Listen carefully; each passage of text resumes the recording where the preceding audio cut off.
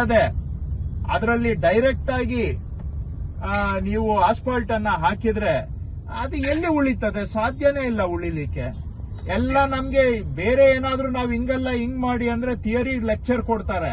ಕೆಲಸ ಮಾಡೋದು ನೋಡಿದ್ರೆ ಥಿಯರಿಗೂ ಕೆಲಸಕ್ಕೂ ಸಂಬಂಧನೇ ಇಲ್ಲ. ಸೊ ಹಾಗಾಗಿ ಪಾಟ್ ಹೋಲ್ ಫಿಲ್ಲಿಂಗ್ ಮಾಡಿ ಆಸ್ಫಾಲ್ಟ್ ಮಾಡುವಂತದ್ದು ಮಾಡಬೇಕು. ಆ ತರನು ಎಸ್ಟಿಮೇಟ್ ಅಲ್ಲಿ ಮಾಡ್ಕೊಳ್ಳಿ. ಇನ್ನೊಂದು ಸಣ್ಣ ವಿಷಯ, ಈಗ ಏನೋ ನಿಮ್ಮ IRC ಬುಕ್ ಅಲ್ಲಿ ಇದೆಯೋ ಕೈಪಿಡಿಯಲ್ಲಿ ಇದೆಯೋ ಗೊತ್ತಿಲ್ಲ, ಯಾರು ಹೇಳ್ತಾರೆ ಗೊತ್ತಿಲ್ಲ, ಇದು ಏನ್ ಕಾಮನ್ ಸೆನ್ಸ್ ಅಂತ ನನ್ಗೆ ಗೊತ್ತಿಲ್ಲ. ಒಂದು ರಸ್ತೆ ಮಾಡಿದ್ರೆ ಎಡ್ಜಸ್ ಅಲ್ಲಿ ಮಾತ್ರ ಲೇನ್ ಮಾರ್ಕಿಂಗ್ ಮಾಡ್ತಾರೆ. ಇಲ್ಲಿ ಹಂಗಾದ್ರೆ ಏನು, ಎರಡು ಬದಿ ಮಧ್ಯ ಲೆಫ್ಟ್ ಅಲ್ಲಿ ರೈಟ್ ಹೋಗ್ಬಹುದು, ರೈಟ್ ವೆಹಿಕಲ್ ಲೆಫ್ಟ್ ಲೇನ್ ಅಲ್ಲಿ ಹೋಗಬಹುದು. ಏನು ಲೇನ್ ಡಿಮಾರ್ಕೇಶನ್ ಇರೋದಿಲ್ಲ.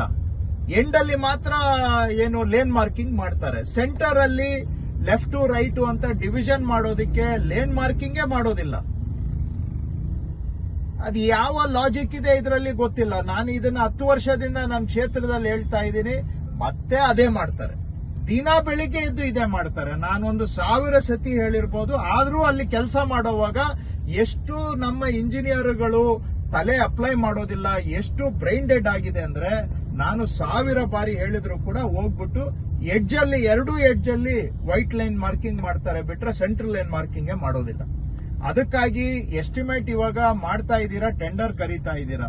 ನಾನು ಹೇಳೋದು 4 ಮೀಟರ್ಗಿಂತ ವಿಡ್ತ್ ಕಡಿಮೆ ಇದ್ರೆ ಕೂಡ ಸೆಂಟರ್ ಲೈನ್ ಮಾರ್ಕಿಂಗ್ ಮಾಡಬೇಕು. ಸೈಡ್ ಲೈನ್ ಮಾರ್ಕಿಂಗ್ ಬಿಟ್ಬಿಡಿ. ಐ ರಿಪೀಟ್, 4 ಮೀಟರ್ ವಿಡ್ತ್ಗಿಂತ ಕಡಿಮೆ, 4 ಮೀಟರ್ ವಿಡ್ತ್ ಇದ್ರೆ ನೀವು ಸೈಡ್ ಮಾರ್ಕಿಂಗು ಸಣ್ಣ ರಸ್ತೆಗೆ ಬೇಕಾಗೇ ಇಲ್ಲ. Don't waste your money.